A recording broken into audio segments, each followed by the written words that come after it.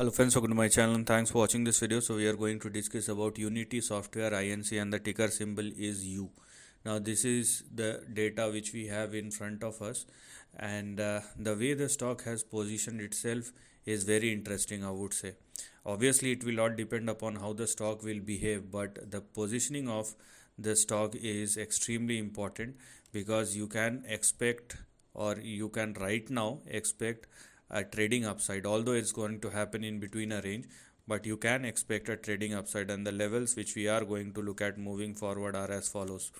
So for Unity Software, we first of all have our support at 25 and stop loss at 22 on the downside.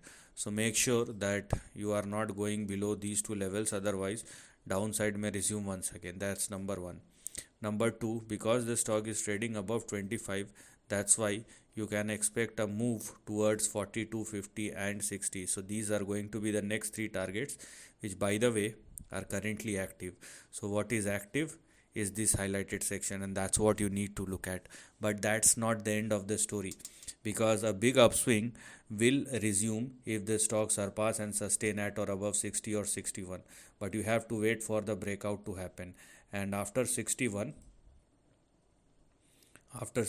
there will be a big range expansion, and the levels which will become active after 61 are as follows, and in which case we have next 2 or 3 targets starting with 111, then we have 177, and the stock can even stretch up to 213.